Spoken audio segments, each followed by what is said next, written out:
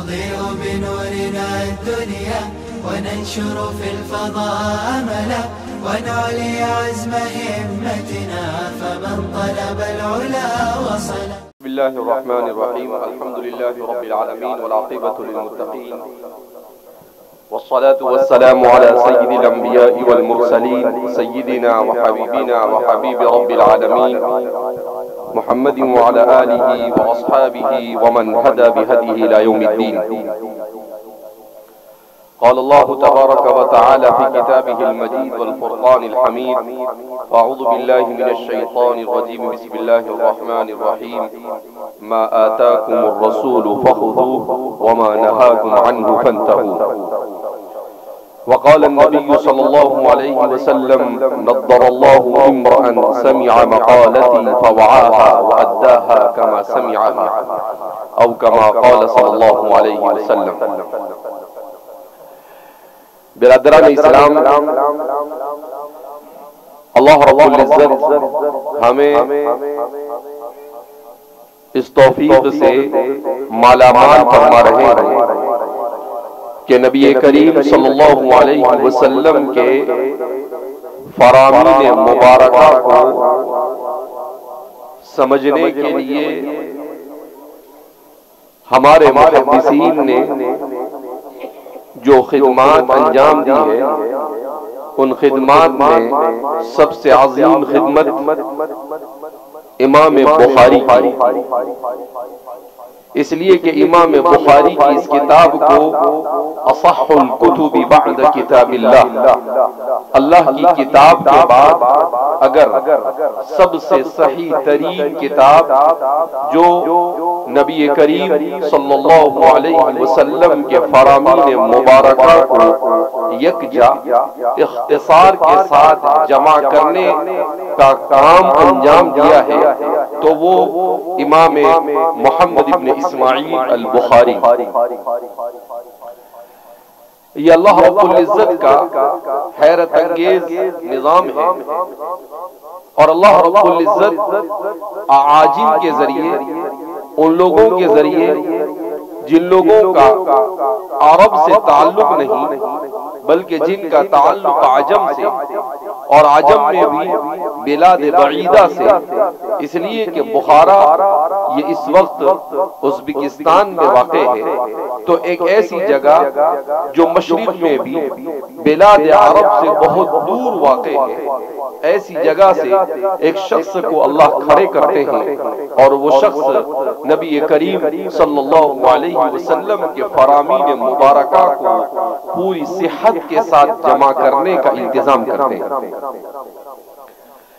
اللہ اس سے یہ بتلانا چاہتے ہیں کہ اللہ کسی کا محتاج نہیں.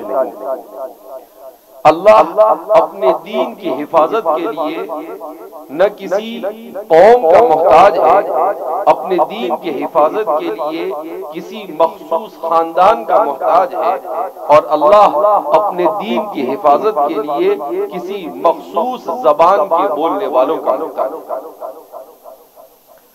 اس لیے کہ انسان کے لیے اپنی مادری زبان کو چھوڑ کر کسی دوسری زبان کو سیکھنا، اسے سمجھنا اور اس میں کتاب کو تصنیف اور تالیف کرنا یہ کوئی آسان کام نہیں ہوتا ہے، یہ ایک مشکل کام ہوتا ہے.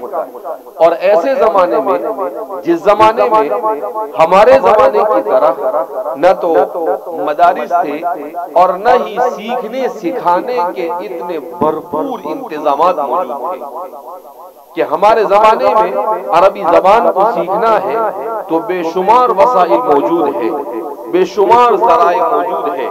کوئی موبائل اپلیکیشن کے ذریعے سے عربی سیکھ رہا ہے، کوئی یوٹیوب کے ذریعے سے عربی سیکھ رہا ہے، کوئی عربی زبان کو سکھانے کے لیے دیگر مؤثر ذرائع کو استعمال کر رہا ہے. مگر امام بخاری کا تعلق چونکہ آج سے تقریباً 1200 سال پہلے ہے، اس زمانے میں اس طرح سے زبانوں کا سیکھنا آسان نہیں تھا. مگر اللہ رب العزت نے ایک عجمی کو کھڑا کیا جنہوں نے ایسا کارنامہ انجام دیا کہ پوری امت نے اس کتاب کے سب سے افضل ترین کتاب ہونے پر اتفاق کیا کہ قرآن کے بعد اگر سب سے افضل کوئی کتاب ہو سکتی ہے تو وہ ہے امام بخاری کی الجامع الصحیح الجامع المسند الصحیح المختصر من امور رسول اللہ صلی اللہ علیہ وسلم وسننہ وایامہ. یہ اس کتاب کا پورا نام ہے، لیکن اختصار کے ساتھ لوگ اسے بخاری سے یاد کرتے ہیں، ورنہ اس کا نام بخاری نہیں ہے. اس کا نام جو امام بخاری نے تجویز کیا ہے اور شیخ عبد الفتاح ابو غدہ نے مستقل اس پر ایک رسالہ لکھا ہے اسم الصحیحین، کہ صحیحین کا اصل نام کیا ہے. اس رسالے میں آپ نے لکھا ہے کہ تھوڑے موڑے اختلاف کے ساتھ مختلف لوگوں نے مختلف باتیں بیان کی ہے، البتہ عام طور پر جو رجحان ہے وہ یہ ہے کہ آپ نے اپنی کتاب کا نام یہ رکھا ہے الجامع المسند الصحیح المختصر من امور رسول اللہ صلی اللہ علیہ وسلم وسننہ وایامہ، جس میں آپ نے اپنی کتاب میں احادیث مبارکہ کو جمع کرتے وقت جن 7 امور کا لحاظ رکھا ہے اسی کو پیش نظر رکھ کر آپ نے اپنی اس کتاب کا نام تجویز کیا. آپ نے اس کا نام الجامع رکھا. اصل میں آپ اسحاق ابن راہویہ جو نیشابور کے بہت بڑے محدث تھے اور امام مسلم اور امام بخاری کے اجل مشائخ میں سے ہیں، ان کی مجلس میں آپ بیٹھے تھے تو امام اسحاق ابن راہویہ سے کسی نے سوال کیا کہ اسحاق ابن راہویہ ہمیں کوئی ایسی کتاب بتائیے جس میں رسول اللہ صلی اللہ علیہ وسلم کے فرامین کو، دین اسلام کو سمجھنے اور سمجھانے کے لیے اختصار کے ساتھ جمع کیا. تو ابھی اس وقت تک ایسی کوئی کتاب معرض وجود میں نہیں آئی تھی، لہذا امام اسحاق ابن راہویہ نے کہا کہ بھائی ایسی کوئی کتاب میری نظر سے نہیں گزری ہے کہ جس میں فرامین رسول کو، مسند اور صحت کو سامنے رکھ کر اختصار کے ساتھ اور زندگی کے ہر شعبے سے تعلق رکھتے ہو، جس میں حضور کی تاریخ اور سیرت بھی ہو اور جس میں حضور کا طریقہ بھی ہو، ان تمام چیزوں کو سامنے رکھ کر جسے جمع کیا گیا ہو، میری نظر سے ایسی کوئی کتاب نہیں گزری ہے. البتہ میں امید کرتا ہوں کہ میرے اس مجلس میں بیٹھے ہوئے لوگوں میں سے کوئی اس خدمت کو انجام دے. تو کامیاب استاد کے کامیاب تلمیذ نے سوچا کہ اپنے استاد کی اس آرزو اور تمنا کو پورا کرنا چاہیے، اور پھر آپ نے اس کتاب کا آغاز کیا اور اس کتاب کو لکھا. اس کتاب کے پیچھے امام بخاری نے بڑی محنتیں کی. جب کسی چیز کے پیچھے مسلسل جد و جہد اور محنت کی جاتی ہے اور پھر اس میں اخلاص شامل ہو جاتا ہے تو پھر اس کی مقبولیت میں کسی قسم کا کوئی تردد باقی نہیں رہتا. امام بخاری نے چونکہ خالصتاً لوجہ اللہ اس کام کو انجام دیا. امام بخاری جب پیدا ہوئے تو آپ کو نظر نہیں آتا تھا. آپ کی والدہ بڑی پریشان ہوئی کہ میرا بچہ پیدا تو ہوا مگر اسے نظر نہیں آتا ہے، یہ کیسے زندگی گزارے گا. تو انہوں نے بہت دعائیں کی اللہ سے. جب رو رو کر اللہ سے راتوں میں جاگ کر ماں نے دعائیں کی، اللہ رب العزت نے آپ کی دعا کو قبول کیا. ہمارے مورخین نے اور امام بخاری کی سیرت پر کام کرنے والوں نے لکھا ہے کہ حضرت ابراہیم علیہ السلام حضرت امام بخاری کی والدہ کے خواب میں آئے اور ان سے کہا کہ جا تمہاری دعا قبول ہو گئی اور تمہارے بیٹے کو نظر آنا شروع ہو گیا. جب صبح ہوئی تو ان کی والدہ نے دیکھا کہ ان کا جو بچہ اپنی آنکھوں سے دیکھ نہیں پاتا تھا اسے نظر آنا شروع ہو گیا. اور کیسا نظر آیا؟ ایسی نظر تیز ہوئی کہ امام بخاری نے اپنی ایک کتاب صرف چاند کی روشنی میں لکھی، جس میں کسی چراغ کا سہارا نہیں لیا، صرف چاند کی روشنی میں لکھی۔ اس کو کہتے ہیں اللہ رب العزت جب اپنا جلوہ دکھانے پر آتا ہے تو اللہ رب العزت کے جلوے کے سامنے دیگر تمام کے تمام جلوے کیا ہو جاتے ہیں؟ فیل ہو جاتے ہیں۔ تو امام بخاری نے اپنی اس کتاب میں 9000 حدیثوں کو جمع کیا، بغیر تکرار کے 2000 اور تکرار کے ساتھ تقریباً 9000 احادیث ہیں، اور ہر حدیث کو اس کتاب میں جب آپ نے لکھا تو 2 رکعت نماز پڑھی اللہ سے، بلکہ حضرت مولانا یونس صاحب جونپوری نور اللہ مرقدہ فرماتے تھے ہر حدیث کو لکھنے سے پہلے آپ نے غسل کیا، 2 رکعت نماز پڑھی اور پھر اس کے بعد اس حدیث کو لکھا۔ یعنی اگر ہر حدیث پر 2 رکعت ہم مانتے ہیں تو 9000 حدیثوں کو لکھنے کے لیے آپ نے کتنی ہزار رکعتیں پڑھی؟ 18000 رکعتیں پڑھی، تب جا کر اللہ رب العزت نے اس کو مقبولیت عطا فرمائی۔ امام بخاری کی سیرت میں لکھا ہے کہ امام بخاری نے محدثین سے احادیث مبارکہ کو جمع کرنے کے لیے اپنے پاؤں سے چل کر 19,000 کلومیٹر کا سفر کیا۔ کتنے ہزار کلومیٹر کا سفر کیا؟ ابھی ہمارے دوست ہیں بحرین سے تعلق رکھتے ہیں شیخ حسن الحسینی، تو انہوں نے امام بخاری کے اسفار کو کاؤنٹ کیا تھا جغرافیہ کے اعتبار سے کہ امام بخاری بخارا سے نکلے، بخارا سے نکل کر آپ نیشاپور گئے تو بخارا سے نیشاپور کتنا ہے، پھر نیشاپور سے نکل کر آپ آگے گئے، عراق آئے، کوفہ آئے، بصرہ گئے تو کوفہ سے بصرہ کتنا، بصرہ سے مکہ کتنا، مکہ سے مدینہ کتنا، وہاں سے نکل کر آپ ملک شام گئے، وہاں سے نکل کر آپ یمن گئے، وہاں سے نکل کر آپ مصر گئے، اس طرح سے ان سب کو کاؤنٹ کیا تو کہا کہ تقریباً 19,000 کلومیٹر کا سفر ہوتا ہے۔ تو اس زمانے میں نہ ہمارے زمانے کی طرح گاڑی تھی، نہ سائیکل تھی، نہ اسکوٹر تھا، نہ ہوائی جہاز تھا، نہ کوئی چیز نہیں تھی۔ ایسے زمانے میں آپ نے اپنے پاؤں سے چل کر جب 19,000 کلومیٹر کا سفر طے کیا، آج ہم 19 کلومیٹر نہیں 19 میٹر نہیں چل سکتے، جبکہ انہوں نے 19,000 کلومیٹر کا سفر طے کیا۔ تو اس کو کہتے ہیں بقدری قد تکتسب المعالی من طلب العلا سہر اللیالی، کہ آدمی جتنی مشقت کو برداشت کرتا ہے اللہ اسے اتنی سربلندی عطا فرماتا ہے، اور جو جتنا آرام دہ زندگی گزارتا ہے اللہ رب العزت اسے اتنی پستی میں جا کر چھوڑ دیتا ہے۔ تو اللہ ان اللہ لا یضیع اجر المحسنین، اللہ محسنین کے اجر کو ضائع نہیں فرماتے، جو بھی محنت کرتا ہے اللہ اس کی محنت کا ثمرہ اسے ضرور عطا فرماتا ہے۔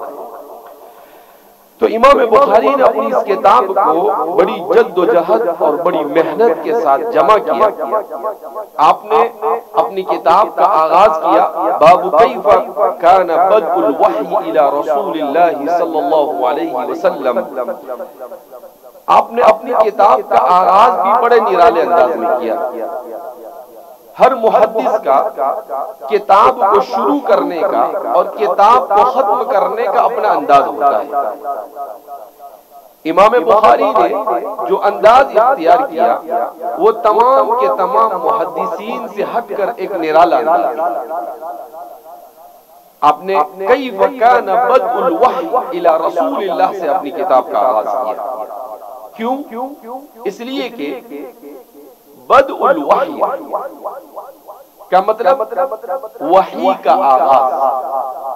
انسان کو اللہ رب العزت نے اس کی فطرت میں علم کو ودیعت کیا۔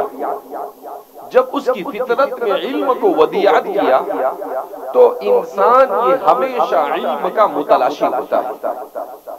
علم کے حصول کے جو ذرائع ہیں اس میں ایک ذریعہ ہے خبر صادق، دوسرا ذریعہ ہے حواس خمسہ، تیسرا ذریعہ ہے انسان کی عقل۔ یہ تین ذرائع علم ہیں کہ انسان یا تو آنکھ سے دیکھ کر کسی چیز کا علم حاصل کرتا ہے، یا اپنے کان سے سن کر کسی چیز کا علم حاصل کرتا ہے، یا سونگھ کر کسی چیز کا علم حاصل کرتا ہے، یا انسان کسی چیز کو چھو کر اس کا گرم یا ٹھنڈا ہونا اسے معلوم کرتا ہے، کہ کسی چیز کو چکھ کر اس کا میٹھا یا کڑوا یا اس کا پھیکا ہونا معلوم کرتا ہے، تو اس کو حواس سے خمسہ کہا جاتا ہے۔ جہاں پر انسان کے حواس سے خمسہ کی پرواز ختم ہوتی ہے، وہاں سے انسان کی عقل سوچنا شروع کرتی ہے، اور انسان اپنی عقل سے سوچ کر بہت ساری چیزوں کو سمجھنے کی کوشش کرتا ہے۔ جیسے ہم دیکھتے ہیں کہ گاڑی آ رہی ہے یا رکنا ہے، تو لال لائٹ اگر چل رہی ہے تو ٹریفک کے اندر میں آدمی کیا ہوتا ہے، لال لائٹ کو دیکھ کر رک جاتا ہے۔ کیوں؟ لال لائٹ کو اس لیے جلایا گیا کہ اس کے ذریعے سے اسٹاپ کا گویا کہ حکم دیا جاتا ہے۔ تو انسان نے اپنی عقل سے جان لیا کہ بھئی لال لائٹ چل رہی ہے، اس کا مطلب آگے بڑھنا چاہیے نہیں۔ جیسے ہی ہری لائٹ شروع ہوگی، وہ چلنا کیا کرتا ہے، شروع کرتا ہے۔ تو فرماتے ہیں کہ بہت ساری چیزیں اب اسے کوئی کہہ نہیں رہا ہے، مگر یہ ایک عام ہو گیا، رواج ہو گیا، لہذا اس بنا پر اسی کے مطابق اپنی عقل سے انسان نے سمجھنا شروع کر دیا۔ پھر جب انسان کی عقل کی پرواز ختم ہوتی ہے اور اسے بات سمجھ میں نہیں آتی ہے، تب پھر وہاں سے وحی کا سلسلہ شروع ہوتا ہے۔ علم وحی کے ذریعے سے انسان کو علم حاصل ہوتا ہے۔ وحی کسے کہا جاتا ہے؟ وحی کہا جاتا ہے اللہ کا اپنے کسی مخصوص بندے پر انسان کی ہدایت کے لیے احکام اور شریعت کو نازل کرنا۔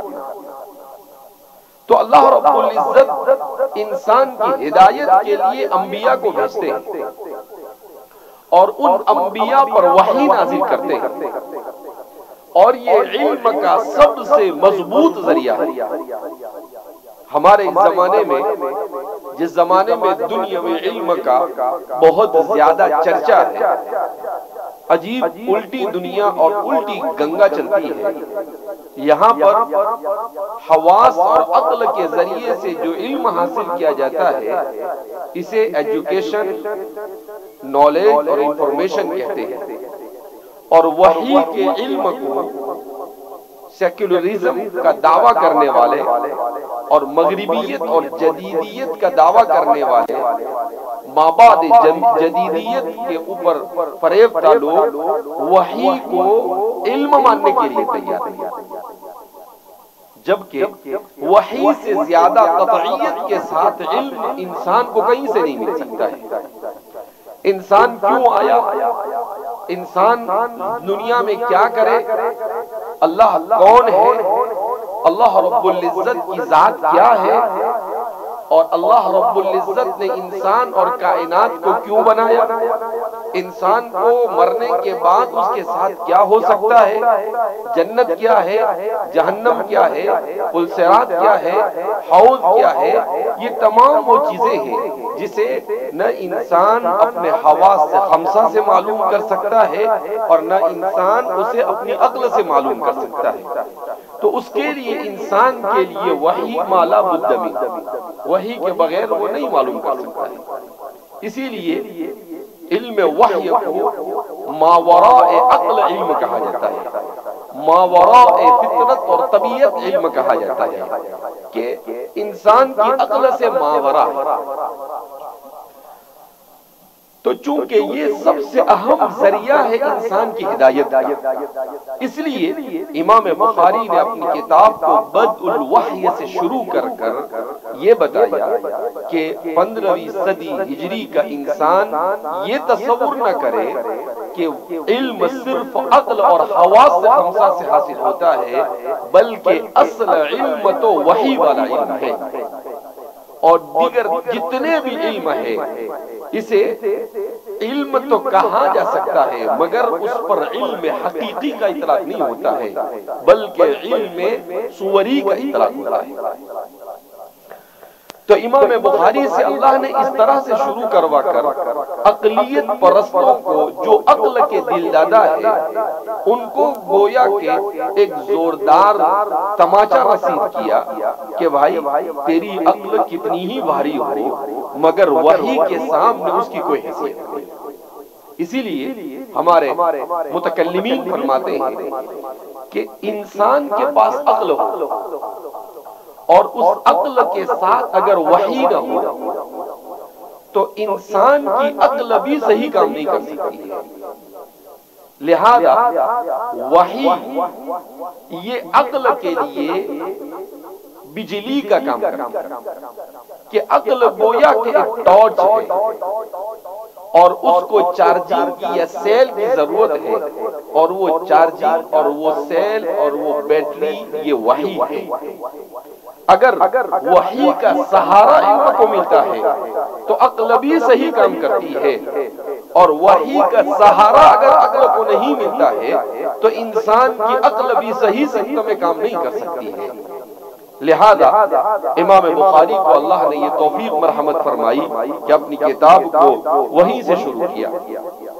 اب اس میں باب اور کتاب یہ ہے یا نہیں ایک علمی بحث ہے جو اس مجلس میں کرنا مناسب نہیں ہے، اس لیے کہ ظاہر سی بات ہے بڑی تعداد ہمارے لوگوں کی ہے جن کا پڑھنے پڑھانے سے زیادہ تعلق نہیں ہے، تو کیوں باب نہیں لائے، کیوں کتاب نہیں لائے، دونوں لائے یا نہیں لائے، اس طرح کی بحث کرنا گویا کہ ان کے ساتھ زیادتی ہے۔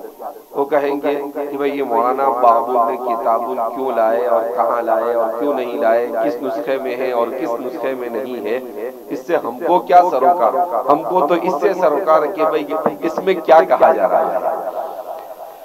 وقول اللہ عز وجل، امام بخاری کا ایک اسلوب اور طریقہ یہ ہے کہ امام بخاری اپنی کتاب کو جب بھی کوئی باب یا کسی کتاب کو قائم کرتے ہیں تو وہاں پر قرآن کریم کی کوئی نہ کوئی آیت لا کر رکھ دیتے ہیں تاکہ یہ پتہ چلے کہ بھائی قرآن ہی اصل ہے اور اس کے بعد احادیث مبارکہ کا نام ہے۔ تو قرآن کریم یہ اصل ہے، قرآن کے ذریعے سے جتنی چیزیں ہیں وہ ساری کے ساری چیزیں انسان کو بتائی جاتی ہیں، مگر ہر عقل قرآن کے مفاہیم کو اور اللہ کی مراد تک نہیں پہنچ سکتی ہے۔ لہذا اللہ رب العزت نے نبی کریم صلی اللہ علیہ وسلم پر قرآن کو سمجھانے کے لیے بھی وحی نازل کی، اسی لیے اسے وحی غیر متلو کہا جاتا ہے کہ یہ بھی وحی ہے، کیونکہ قرآن میں اللہ خود فرماتے ہیں ما ينطق عن الهوى ان هو الا وحی یوحى، کہیں پر اللہ یہ فرماتے ہیں قل ان کنتم تحبون اللہ فاتبعونی یحببکم اللہ، کہیں اللہ یہ فرماتے ہیں ما آتاکم الرسول فخذوه وما نهاکم عنه فانتهوا، کہیں اللہ فرماتے ہیں قل اطیعوا اللہ واطیعوا الرسول۔ تو ایسی بے شمار آیتیں ہیں جن آیتوں میں اللہ نے صاف الفاظ میں کہا کہ اگر تم دنیا اور آخرت کی زندگی سکون کے ساتھ گزارنا چاہتے ہو تو تمہیں اللہ اور اس کے رسول کی اطاعت کرنا ضروری ہے۔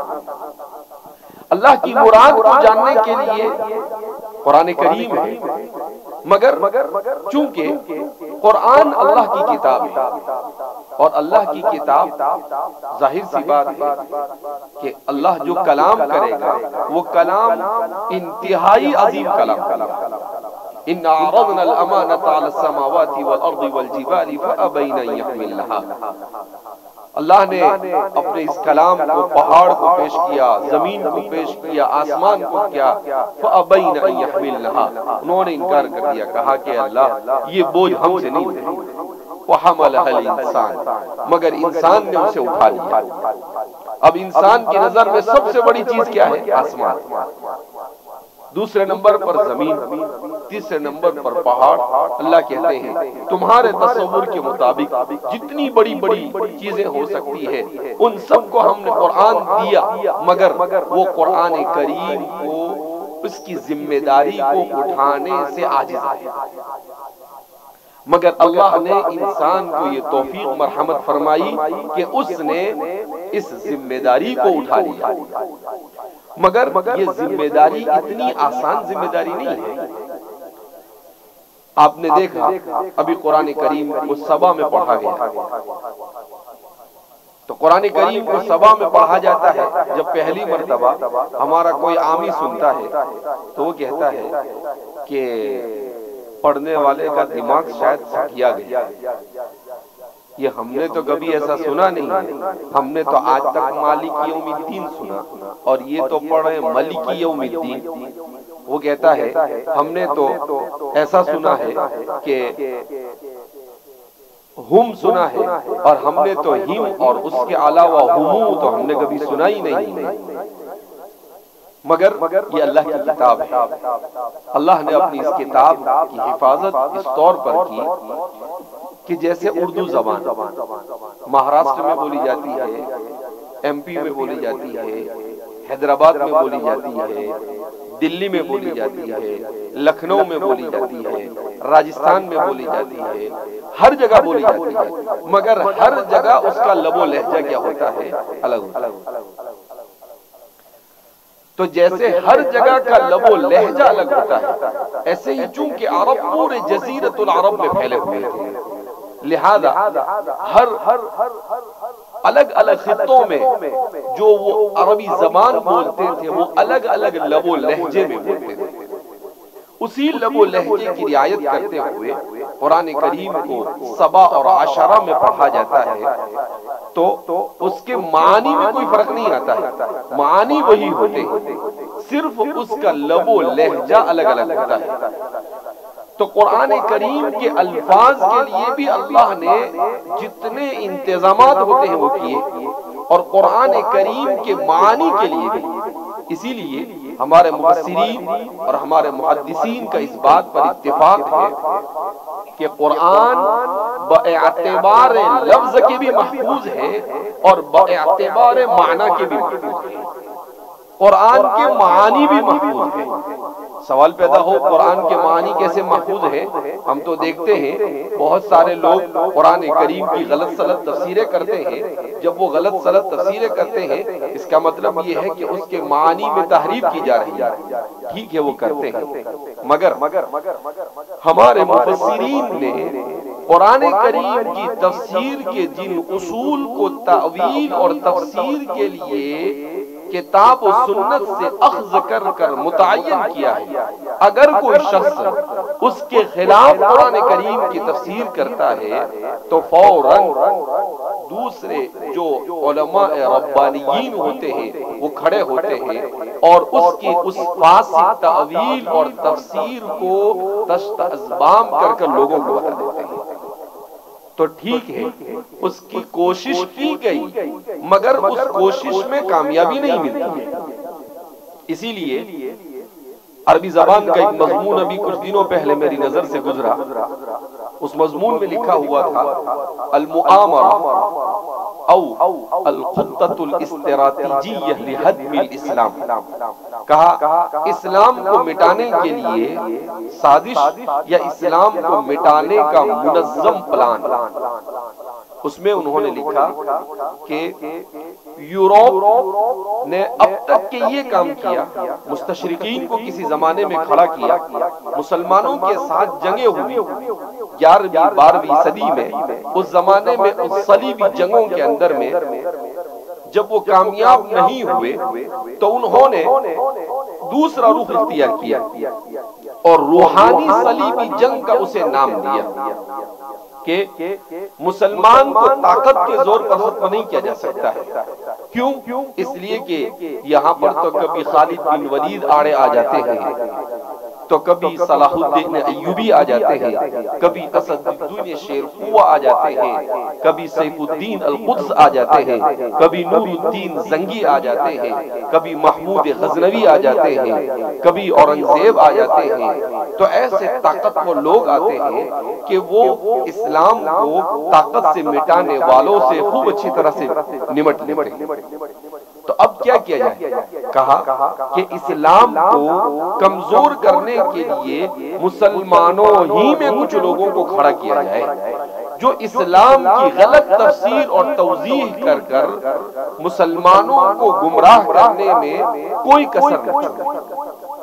اس کے لیے انہوں نے باقاعدہ یورپ میں آج نہیں 1948 میں ایک ادارہ قائم کیا تھا جس کو رینڈ کارپوریشن کا نام دیا جاتا ہے امریکہ میں، اور اس کا بجٹ 30-40 ملکوں کے بجٹ سے زیادہ ہوتا ہے، اور اس کا کام صرف یہ ہوتا ہے کہ کس طریقے سے مسلمانوں میں دین سے دوری کے رجحان کو عام کیا جائے۔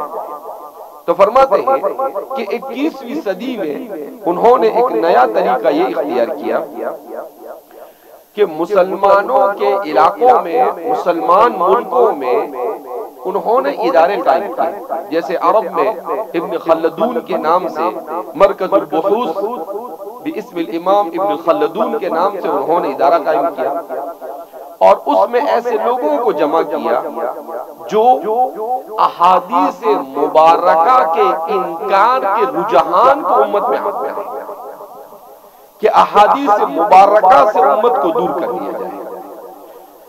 ایسے لوگوں کو کھڑا کیا، بلکہ اس میں لکھا کہ آگے بڑھ کر یہ کیا انہوں نے کہ کچھ لوگوں کو اسلام کا داعی بنا کر کھڑا کیا، اور وہ داعی کے نام سے امت میں جانے لگے، تو پھر انہیں یہ ذمہ داری سونپی کہ قرآن کریم کی غلط سلط سائنسی تفسیر کر کر لوگوں کو گمراہ کریں۔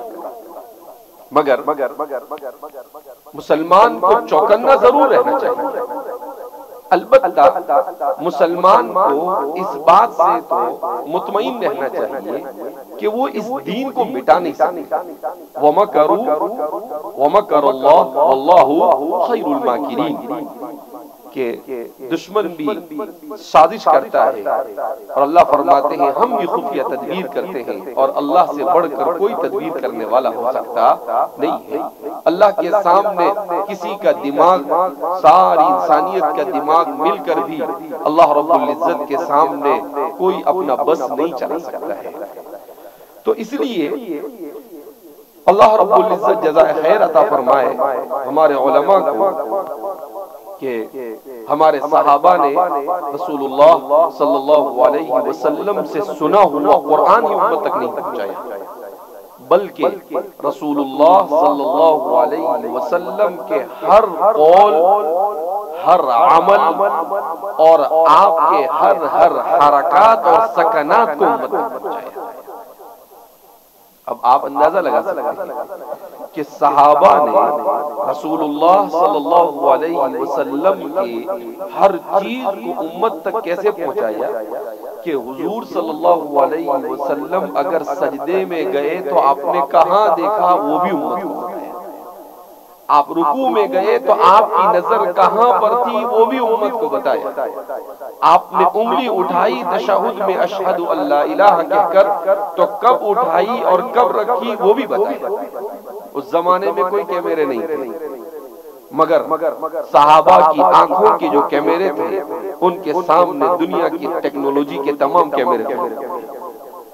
اللہ رب العزت نے ان کے ذہن و دماغ پر رسول اللہ صلی اللہ علیہ وسلم کے عشق اور محبت کا ایسا جنون سوار کیا کہ انہوں نے حضور کے ہر حرکت اور ہر سکنات کو پورے طور پر ریکارڈ کیا اور ریکارڈ کر حضرات تابعین تک پہنچایا، تابعین نے تابعین تک پہنچایا۔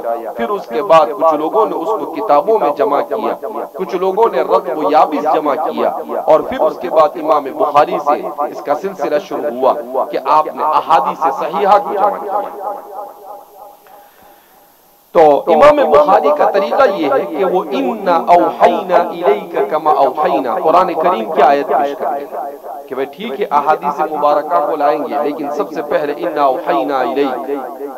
قرآن میں اللہ فرماتے ہیں کہ محمد عربی صلی اللہ علیہ وسلم اِنَّا أَوْحَيْنَا إِلَيْكَ كَمَا أَوْحَيْنَا إِلَى نُوحٍ، ہم نے وحی بھیجی آپ کی طرف جیسا کہ ہم نے نوح علیہ السلام اور ان کے بعد دیگر انبیاء پر وحی بھیجی۔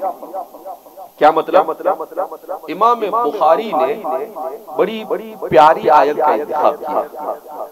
امام بخاری نے وحی پر بہت ساری آیتیں ہیں، مگر سورۃ النساء کی 163 نمبر کی آیت امام بخاری نے اس لیے اسے منتخب کیا کہ یہ آیت دو چیزیں بتاتی ہے۔ ایک تو وحی کی تاریخ کو بیان کرتی ہے کہ وحی تشریعی کا آغاز کہاں سے ہوا، اس لیے کہ اللہ نے کہا اِنَّا أَوْحَيْنَا إِلَيْكَ كَمَا أَوْحَيْنَا إِلَى نُوحٍ، کہ وحی تشریعی کا آغاز کہاں سے ہوتا ہے؟ سیدنا حضرت نوح علیہ السلام سے، کہ سب سے پہلے ان پر تشریعی وحی نازل ہوئی، تو اللہ نے اس کا آغاز، اس لیے کہ انسان جب بھی کسی چیز کو دیکھتا ہے تو اس کی ہسٹری جاننے کی کوشش کرتا ہے کہ اس کا آغاز کہاں سے ہوا۔ اللہ نے کہا بھائی گھبراؤ مت، ہم کہتے ہیں وحی کیا آغاز کہاں سے ہوا؟ کہا اِنَّا أَوْحَيْنَا إِلَى نُوحٍ۔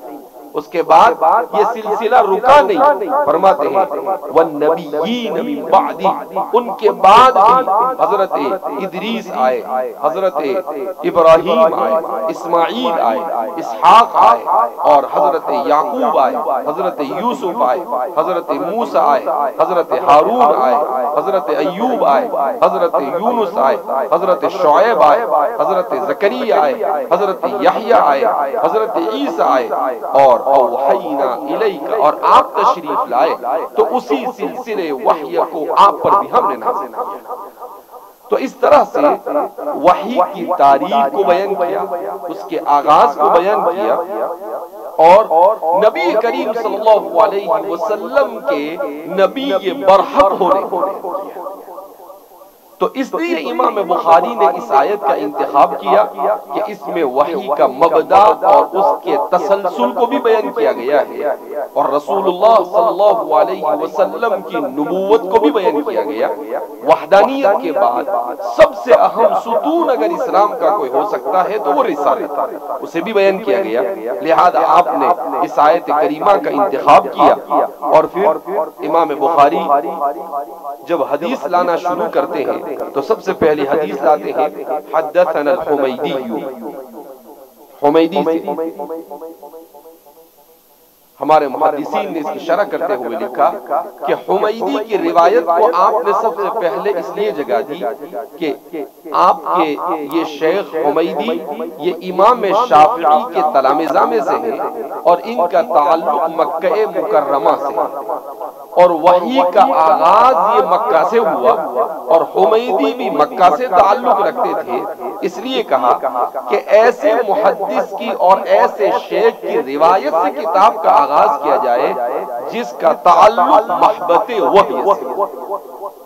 تو اس لیے آپ نے امام حمیدی کی اس روایت کو جگہ دی، اور سب سے پہلے باب بدء الوحی کہا، اور روایت بدء الوحی کی بعد میں لائے، اور روایت جو لائے حضرت عمر بن الخطاب کی امام وہ فرماتے ہیں کہ حدثنا سفیان، مجھے بیان کیا سفیان نے قال حدثنا یحیی بن سعید، وہ روایت کرتے ہیں کہ ہمیں بیان کیا یحیی بن سعید نے جو انصاری ہے، قال اخبرنی محمد بن ابراہیم التیمی، مجھے خبر دی محمد بن ابراہیم التیمی نے، اور انہوں نے علقمہ ابن وقاص اللیثی سے سنا، حضرت یقول وہ فرماتے ہیں کہ میں نے حضرت عمر رضی اللہ تعالیٰ عنہ سے سنا، وہ منبر رسول پر فرما رہے تھے، سمعت رسول اللہ صلی اللہ علیہ وسلم یقول، کہ اللہ کے رسول صلی اللہ علیہ وسلم نے ارشاد فرمایا۔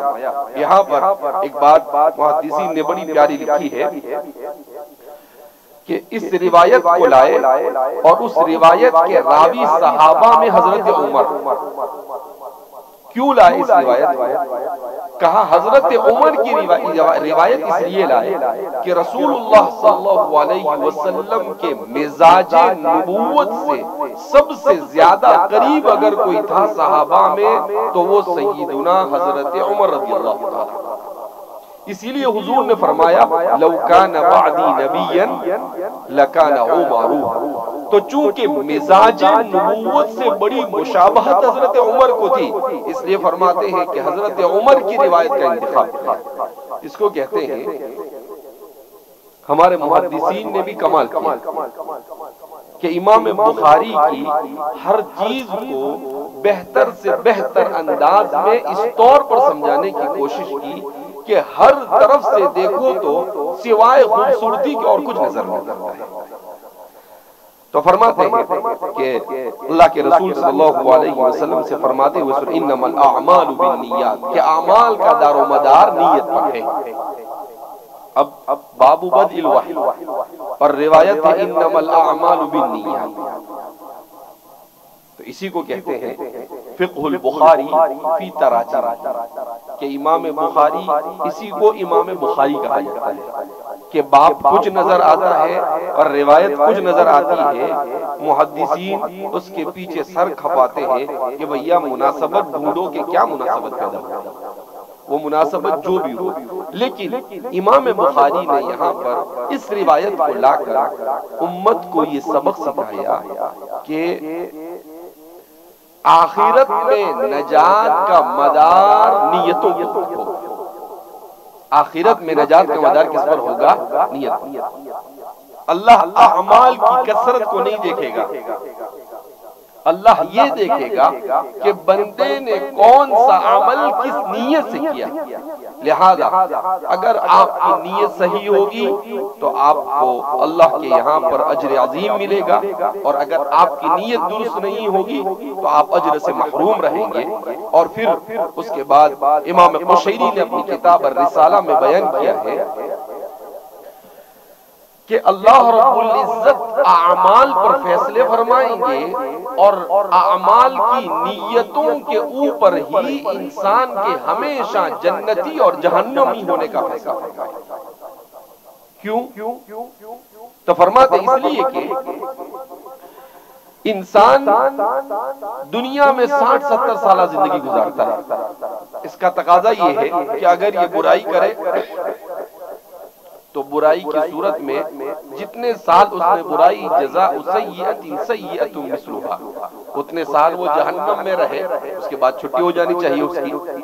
اگر نیکی کی ہے تو 70 سال زندہ رہا، 10 گنا ہو تو 700 سال جنت میں رہے، اس کے بعد اس کو جنت سے نکال دیا جانا چاہیے۔ کہا اعمال کے اوپر اگر اس طرح سے ثواب دیا جائے تو یہ تقاضا تھا، مگر انسان کے جنت میں ہمیشہ ہمیشہ رہنے اور جہنم کے اندر ہمیشہ ہمیشہ رہنے میں نیت کو دخل ہے کہ اگرچہ انسان 70 سال تک اس دنیا میں رہا، مگر ان 70 سالوں میں اگر اس نے اللہ کی عبادت نیت حسنہ کے ساتھ کی اور یہ نیت تھی اس کی کہ وہ اگر پوری زندگی ہمیشہ زندہ رہے، اسے موت نہ آئے، تب بھی وہ عبادت کو کرتا رہے گا، کہ اس کی اسی نیت کی بنیاد پر وہ ہمیشہ ہمیشہ جنت میں رہے گا۔ اور کافر اور مشرک یہ ہمیشہ جہنم میں کیوں رہے گا؟ اس لیے کہ وہ کفر اور شرک کرتا ہے اور اس کی نیت یہ ہوتی ہے کہ اگر اسے موت نہ آئے اور ہمیشہ بھی باقی رہے تب بھی وہ کفر اور شرک ہی کرتا رہے، تو امام قشیری فرماتے ہیں اس کی اسی نیت کی وجہ سے وہ خالدین فیہا ابدا ہمیشہ جہنم کے اندر میں چلتا رہے گا۔ تو اتنی اہمیت نیت کی ہے کہ اللہ کے یہاں پر اعمال کی مقبولیت کا مدار بھی اس پر ہے اور انسان کے ہمیشہ کے ٹھکانے کا مدار بھی اس پر ہے کہ انسان کے لیے وطن اصلی کے اعتبار سے کون سا وطن منتخب ہوگا، تو کہا نیت جیسی ہوگی ویسا وطن اسے دیا جائے گا۔ لہذا امام بخاری نے اپنی اس کتاب میں سب سے پہلے اسی روایت کو جگہ دی۔ بہرحال ہمارے محدثین نے اس روایت پر اور بھی بہت سارا کلام کیا ہے، اور ظاہر سی بات ہے رات کافی دیر ہو چکی ہے اور ہمیں بھی دوبارہ کل کو پہنچنا ہے اور گلا بھی آہستہ آہستہ ساتھ دینا چھوڑ رہا ہے، تو ہم اللہ رب العزت کا شکر ادا کرتے ہیں کہ اللہ رب العزت نے ہمیں احادیث مبارکہ کو پڑھنے پڑھانے اور سننے سنانے کے لیے منتخب کیا۔ یہ نعمت ایسی نعمت ہے جو اتنی آسانی سے نہیں ملتی۔ مامون الرشید کے بارے میں آتا ہے کہ مامون الرشید نے ایک مرتبہ اپنے درباریوں کے سامنے کہا کہ میرا دل یہ کرتا ہے کہ میں حدیث کی مجلس میں جاؤں اور حدیث کی مجلس میں جا کر میرے سامنے کوئی حدیث پڑھے یا میں کسی کے سامنے حدیث پڑھوں، تو درباری ہوتے ہیں۔ دوسرے دن کیا کیا انہوں نے سب حدیث کی لکھے ہوئے چند اوراق لے کر آئے اور اس کے ارد گرد بیٹھ گئے۔ کہا کہ حضرت والا خوش ہو جائے، کیونکہ درباری لوگ تو ایسے بھی چپلوس ہوتے ہیں۔ اب مامون الرشید بیٹھا آ کر اس نے دیکھا کہ اچھا آج تو دربار کا رنگ ہی کچھ الگ نظر آ رہا ہے، تو پوچھا کہ بھئی یہ کیا کاغذات لے کر بیٹھے ہیں، دماغ تو صحیح ہے تمہارا؟ کہا کل آپ نے تمنا ظاہر کی تھی کہ حدیث کو پڑھایا جائے، تو مامون الرشید ہنسنے لگا اور کہنے لگا کہ یہ تمہاری اور میری قسمت میں کہا یہ تو قسمت والوں کو ملتا ہے۔ کہا حدیث پڑھنے والے ایسے نہیں بیٹھتے ہیں جیسے درباری بیٹھتے۔ کہا حدیث میں تو جو لوگ پڑھتے اور پڑھاتے ہیں ان لوگوں کے چہروں پر نور ہوتا ہے، ان کے دلوں کے اندر میں نور ہوتا ہے، ان کی زبان سے نور جھلکتا ہے، اور وہ لوگ پھٹے پرانے کپڑوں کے اندر میں خستہ حالی کے ساتھ اس حدیث کو پڑھا جاتا ہے۔ کہا وہ تمہاری اور میری مقدر میں نہیں، چپ چاپ اپنا جو کام کرنا ہے وہ کام چلو جاؤ۔ اسی لیے ہمارے علماء سلیمان درانی فرمایا کرتے تھے کہ عبادت اور علم کی لذت جو ہمیں ملتی ہے، وہ کہتے تھے خدا پاک کی قسم اگر اس لذت کا تھوڑا سا حصہ ان بادشاہوں کو ملے تو یہ ہم پر اپنے لشکروں کے ذریعے سے چڑھائی کرنا شروع کر دیں، مگر انہیں اس لذت کا علم نہیں۔ اور اللہ رب العزت عبادت کی لذت، علم کی لذت انسان کو کب عطا فرماتے ہیں؟ اس وقت عطا فرماتے ہیں جب انسان اپنی نیت کو خالصتاً وجہ اللہ کرتا ہے اور کثرت سے اللہ کے ذکر کا عادی ہوتا ہے، تو پھر اللہ رب العزت اس کے اوپر عبادت کی لذت کو منکشف فرماتے ہیں۔ اسی لیے قرآن کریم میں اللہ رب العزت نے ارشاد فرمایا اذا زاغوا ازاغ اللہ قلوبہم۔ ہمارے اس زمانے میں بہت سارے لوگ جو اپنے آپ کو بڑا ایڈوانس سمجھتے ہیں، وہ اعتراض کرتے ہیں کہ جب اللہ کسی کو گمراہ کر دے تو پھر ٹھیک ہے گمراہ ہو گیا، اس میں کیا ہے؟ تو قرآن نے اس کا جواب دیا فلما زاغوا ازاغ اللہ قلوبہم۔ جب بندہ اپنے دل سے اپنے آپ کو برے راستے پر لے جانے پر آمدہ ہوتا ہے تو اللہ زبردستی اسے اطاعت کی طرف نہیں کرتا، اس لیے کہ سنت اللہ کے خلاف ہے۔ تو اللہ نے یہ فیصلہ کیا ہے کہ بندہ اگر وہ میری طرف آنے کی آرزو، تمنا اور کوشش کرے گا، جذبہ پیدا کرے گا، تو اللہ فرماتے ہیں ہم اس کے لیے اطاعت کے دروازے کھول دیں گے۔ اور جب بندہ میری طرف آنے سے کترائے گا اور اس کو میری محبت نہیں ہوگی اور اس کو اس میں مزہ نہیں آئے گا، تو اللہ فرماتے ہیں ہم زبردستی اپنی اطاعت کی طرف نہیں لائیں گے، کیونکہ ہم نے اس دنیا میں دستور بنایا ہے کہ آپ اپنے اختیار سے اللہ کی عبادت کی طرف آئیے یا اپنے اختیار سے اللہ کی نافرمانی کو پسند کیجیے، اور اسی کے مطابق آپ کو جنت اور جہنم کا فیصلہ کیا جائے گا۔ اس لیے میرے بھائیو، دوستوں اور بزرگوں، ہم لوگ فتنوں کے دور سے گزر رہے ہیں، اپنی زندگی کا محاسبہ کرنے کی ضرورت ہے کہ ہم لوگ کہیں ان لوگوں میں تو نہیں ہیں جن کے بارے میں قرآن نے کہا فَلَمَّا زَاغُوا أَزَاغَ اللَّهُ قُلُوبَهُمْ، کہ جب وہ لوگ ٹیڑے ہو گئے تو اللہ نے بھی ان کے دلوں کو ٹیڑھا کر دیا۔ جب انہوں نے ضلالت کو اختیار کر لیا، پسند کر لیا، برے راستے کو، برے لوگوں کو اپنا آئیڈیل بنا لیا، تو اللہ فرماتے ہیں کہ ہم نے بھی فیصلہ کر لیا کہ بھئی چھوڑ دو ان کو برائی کی طرف۔ اس لیے ہمیں اپنی اولاد کی، اپنے گھر والوں کی اور اپنے متعلقین کی سب کی فکر کرنے کی ضرورت ہے کہ چاروں طرف سے فتنے یہ ایمان اور اسلام کو اچکنے کے لیے آمدہ ہے، اور ہر طرف سے کوشش کی جا رہی ہے کہ مسلمانوں کے دلوں سے ایمان کو ختم کیا جائے۔ لہذا ہم اپنے ایمان اور اسلام کو بچانے کی فکر کریں۔ اگر ہم فکر کریں گے، جذبہ رکھیں گے، تو اللہ آگے کا راستہ ہمارے لیے آسان کرے گا۔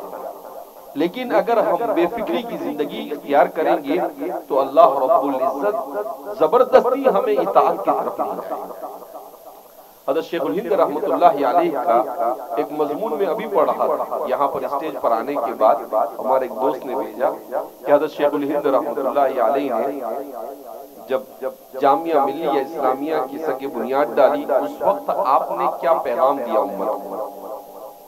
تو آپ نے اس میں جو امت کو پیغام دیا وہ یہی پیغام دیا کہ دیکھو اللہ رب العزت نے